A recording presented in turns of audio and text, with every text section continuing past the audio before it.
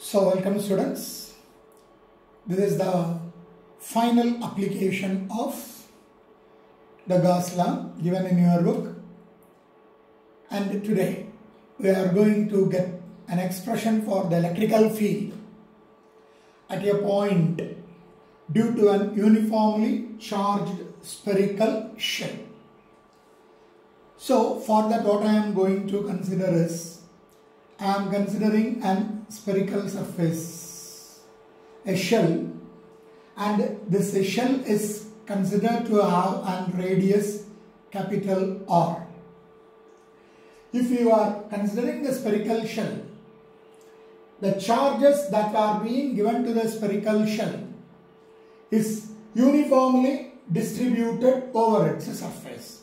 If a charge is given to it, then the charges are uniformly distributed over its surface.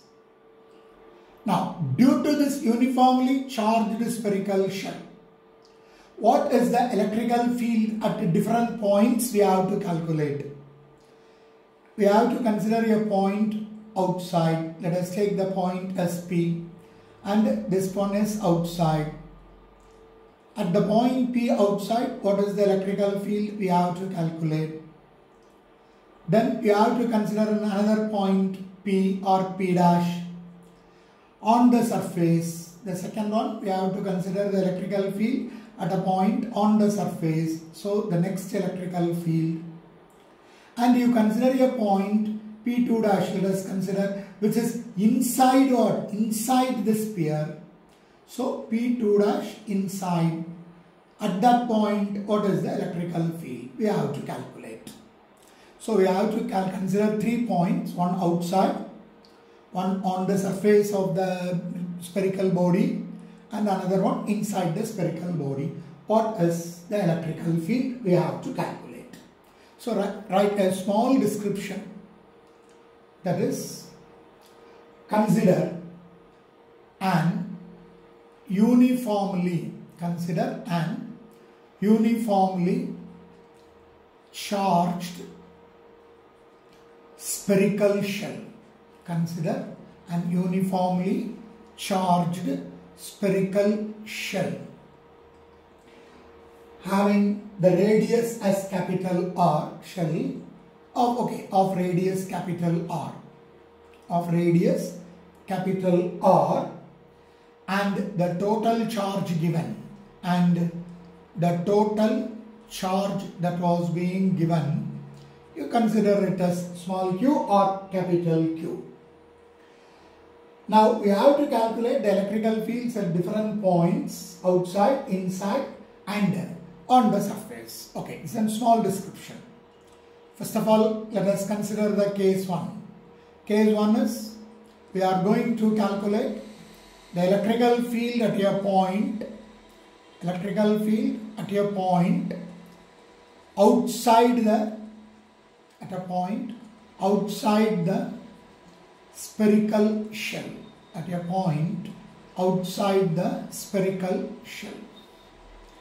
So we have to write electrical field at a point outside the spherical shell. How we can able to calculate? Again, let us consider this diagram. See, what is that diagram? I am considering a hollow spherical shell having a charge Q with radius capital R. See, I have to calculate the electrical field at a point outside the spherical shell. So at a point outside the spherical shell, I am taking a point, and let us consider that point as P. The charge given is uniformly distributed on the surface of the sphere. Okay, the charge given to the spherical shell.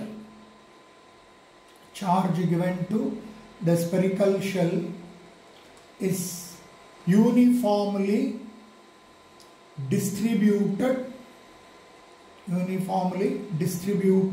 over the surface. Okay. If the charge Q is greater than 0, then it is considered to be positive. Then the field must point radially outward. If the charge Q is greater than 0 means nothing but it is positive. The charge taken here is or distributed here is positive. Then electrical field E vector is acting radially outwards. Similarly, if the value of Q is less than 0, then we can say the electrical field E vector is radially what? Electrical field E vector is radially acting inwards. Okay. How to calculate the electrical field at this point P? First of all, you consider from the center, the point P is at a distance of, or from here, the point P is at a distance of smaller from the center. Keeping the center O as the center and smaller as the radius, you draw a circle around this. When you are drawing a circle around this, that circle represents the Gaussian surface. Okay, are you clear? See, you have to draw the Gaussian surface in order to calculate the electrical field at this point by applying Gauss law. So in order to calculate or in order to consider the Gaussian surface, what I am doing? Since the charges are distributed uniformly over this sphere, spherical symmetry, the Gaussian surface is also an imaginary spherical surface. So in order to draw the imaginary spherical surface, I am taking this distance R as the radius and O as the center. A concentric circle is being drawn around this sphere. So I am taking this as spherical Gaussian surface. 2-dimensional it is sphere. If it is 3-dimensional, you have to say that the Gaussian surface is a spherical Gaussian surface. It is considered to be symmetrical or symmetrically spherical Gaussian surface. So how to calculate it? See, we know that. Okay, we know that. The electrical flux is given by the formula phi E is equal to closed integral of E into dA or E vector dot dA vector, which is closed integral of E into dA into cos theta. What is the value of theta? In order to consider the value of theta, you take a small area over the Gaussian surface. The direction of the electrical field E vector is radially outwards. If you are dropping a normal at this point, the normal drawn is also considered to be along the same line. So what happens to theta? The value of theta equal to 0. Therefore, I can say this as integral of or closed integral of E into dA. If you are considering that integration, then I am saying that the flux of the electrical field is d phi E is equal to E into closed surface of dA, and this closed surface is nothing but Gaussian surface. See, what is the shape of the Gaussian surface? The Gaussian surface is considered to be in the form of a sphere. So, I can say E into, instead of dA, if I am integrating over this closed area, I will be getting the area of the sphere. The area of the sphere is 4 pi r square. So 4 pi into, what is the radius or what is the distance of the point? It is small r. So I am writing E into 4 pi into r square.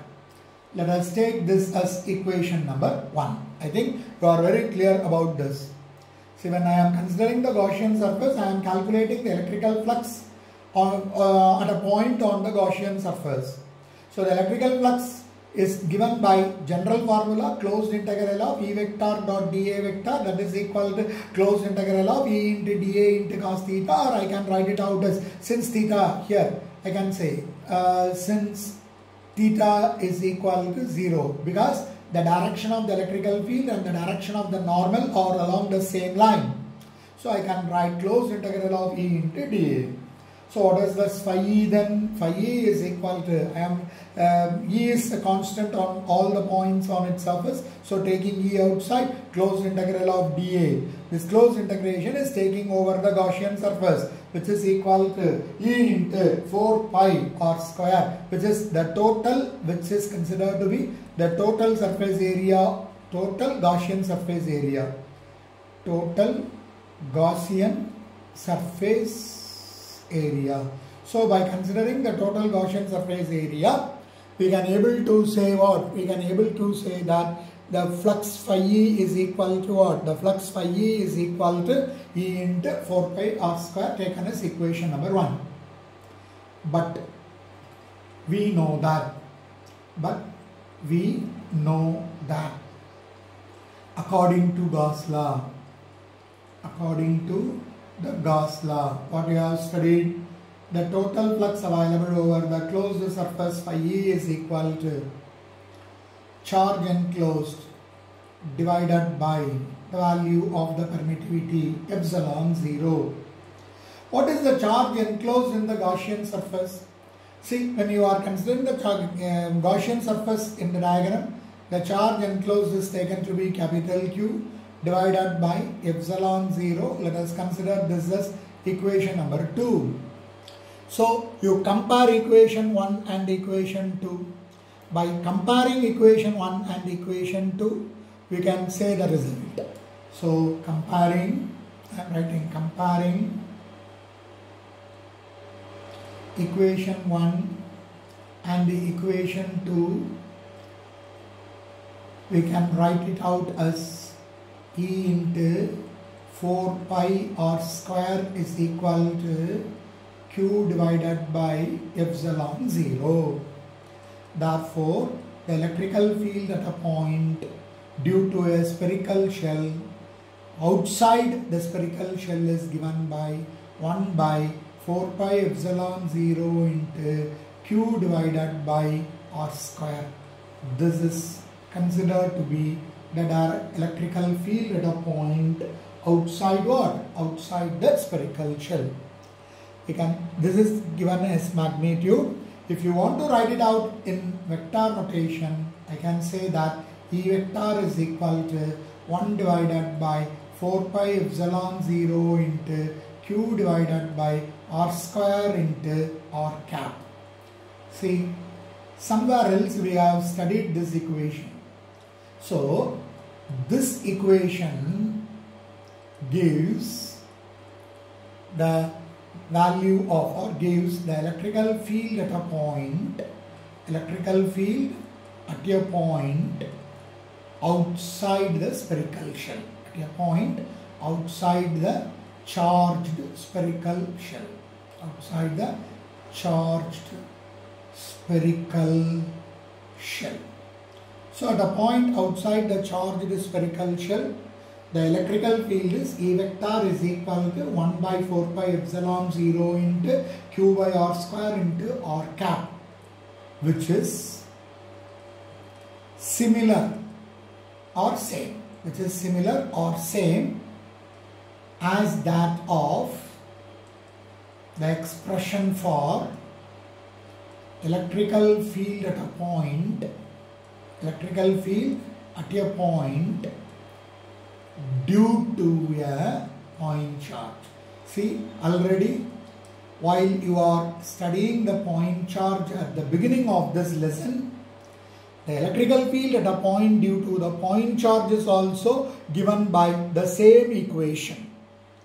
So, the electrical field at a point due to a point charge is same as that of the electrical field at a point outside the spherical shell. So then, what is the conclusion? What is the conclusion means? See, what is the conclusion then? Since both are same, what is the conclusion? It was concluded that the charges given to the spherical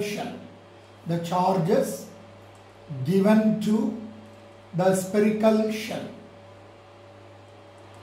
is concentrated, is said to get concentrated at the center of the spherical shell. Concentrated at the center of the shell. Acting like what? Center of the shell, which is acting just like a point charge. Acting just like a point charge. That was the concept. Clear? So when you are considering a point outside the spherical shell, then we can say at a point outside the spherical shell means, at a point outside the spherical shell means, then we have to consider the point at a distance smaller from the center.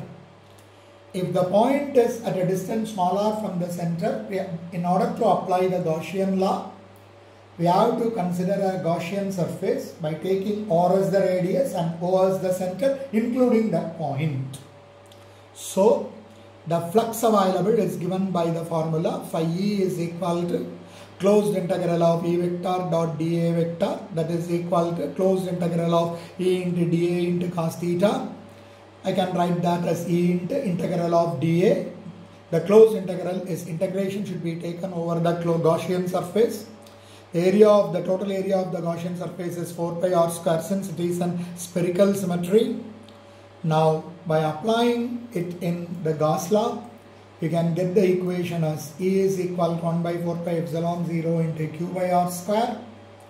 In vector notation, we can say it out as E equal to 1 by 4 pi epsilon 0 Q divided by R square into R cap. So this formula, that is the conclusion, this formula is same or similar as that of the electrical field at a point due to a point charge. So it was concluded that the charges that are being given to the spherical shell is concentrated at the center of the shell, acting just like a point charge.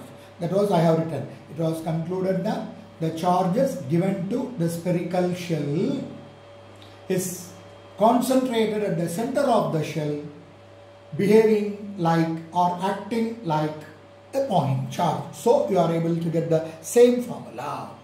This is the first subdivision of the shell. Here we have to consider the second subdivision. So let us go for case 2. What is case 2?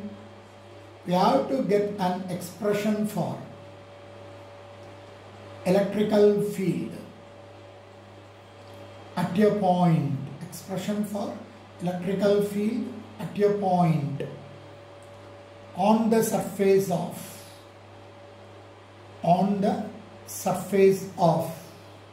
the spherical shell. On the surface of the spherical shell. The same procedure you have to follow. The only difference is the point is taken on the surface. If so, the distance between the center and the point will be, instead of small r, it will become capital R. Isn't it? See, you are having a spherical shell. Let O be the center. The total charge given is considered to be Q. The total charge given is distributed uniformly over its surface. When the total charge is uniformly distributed over its surface, you consider a point on the surface. Let us take the point as P. Now, from the center to the point P, the distance is considered to be capital R. That is the radius. So, you can replace small r with the capital R in the previous equation. What is the previous equation? In the previous equation, we have stated that E vector is equal to 1 divided by 4 pi epsilon 0 into Q divided by R square into R cap. If, see, I can say, if the point P is on the surface, if the point P is on the surface, what will happen? The same procedure we have to follow. See, replace small r with capital R. Since the distance between the center and the point is equal to capital R. So, what is the answer then? then E vector is equal to 1 divided by 4 pi epsilon 0 into Q divided by R square into R cap. This is the answer. If you want, I can simplify as that of, or I can derive as that in previous case. Here, what is the Gaussian surface? See, Gaussian surface is the surface of the sphere, because Gaussian surface can be drawn by taking capital R as the radius and O as the center. So, Gaussian surface அப்படின்னு சொல்றது. So, Gaussian surface is equal to the surface of the sphere. Or surface area of Gaussian surface area is equal to surface, I am writing like this, surface area of the sphere, first point. So, the flux available, phi E is equal to closed integral of E into dA into cos theta. Since theta equal to 0, cos theta equal to 1, therefore phi of E is equal to E into closed integral of dA. This integral of dA is Gaussian, the integration should be taken over the Gaussian surface. So phi of E is equal to E into, what is the area? Area of the sphere is 4 pi r square. Here the distance is capital R. So I am writing it as 4 pi r square. According to Gauss law, it is equal to the charge enclosed divided by epsilon 0. So on simplifying, the charge enclosed as E into 4 pi capital R square is equal to charge enclosed is Q by epsilon 0. Therefore, the electrical field E is equal to 1 divided by 4 pi epsilon 0 into Q divided by capital R square. If you are writing it in terms of vector notation, it is written as 1 divided by 4 pi epsilon 0 into Q by R square into R cap. This is what we are calling it out as the electrical field at a point on the surface. So I can consider this equation gives, okay, this equation, so I can say this equation gives the electrical field, this equation gives the electrical field at a point on the surface, at a point on the surface of the charged spherical shell, on the surface of charged spherical shell. Okay, what is the third case? Let's go for the third case. See, we have to calculate the expression for electrical field at a point. Expression for electrical field at a point inside the spherical shell. Inside the spherical shell. See, let us see how you can able to calculate the direction, electrical field at a point inside the spherical shell. The same procedure let us apply. See, I am having a spherical shell, hollow spherical shell. Let O be the center. If charges, the total charge given is Q. The total charges that were being given to the spherical shell is uniformly distributed over its surface. You consider a point P at a distance R or R dash from the center O. So how you can able to get the Gaussian surface? Keeping O as the center, R dash as the radius, you just drop a sphere that represents the Gaussian surface. So the shaded portion gives you the Gaussian surface. So all the descriptions are same. Now here the Gaussian surface is inside the spherical shell. Inside the spherical shell. When you are considering this Gaussian surface, what is the total flux available? The total flux phi A is equal to closed integral of E into dA E vector dot dA vector, which is closed integral of A into dA into cos theta. Since the same theta equal to 0, cos theta equal to 1, therefore phi of E is equal to closed integral of E into dA, or I can say E is a constant, closed integral of dA over the Gaussian surface. If that is the case, then we can say flux phi E is equal to, okay, then we can say the flux phi E is equal to A into, what is this closed integral of dA? It is 4 pi into R dash square. So let us consider this as equation number 1. We know that according to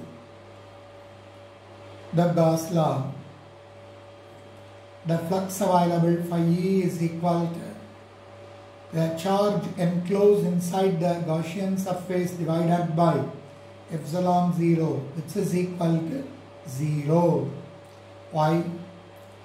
See, no charge is enclosed, no charge is enclosed inside the sphere, because in case of spherical shell, the charges are distributed on its surface. So no charge is said to be inside. Therefore, equating equations 1 and 2, equating equations 1 and 2, E into 4 pi R dash square is equal to 0. So what will be the answer? Therefore, the electrical field is equal to 0 at all points. So what is the conclusion? At all points inside the hollow spherical shell, or inside the charged spherical shell, inside the charged spherical shell, electrical field is 0. Electrical field is 0. This is the conclusion that we have got. So, electric at all points inside the uniformly charged. Okay, we can write like this. Uniformly charged spherical shell is 0. See, we can plot a graph. See, let us consider a graph.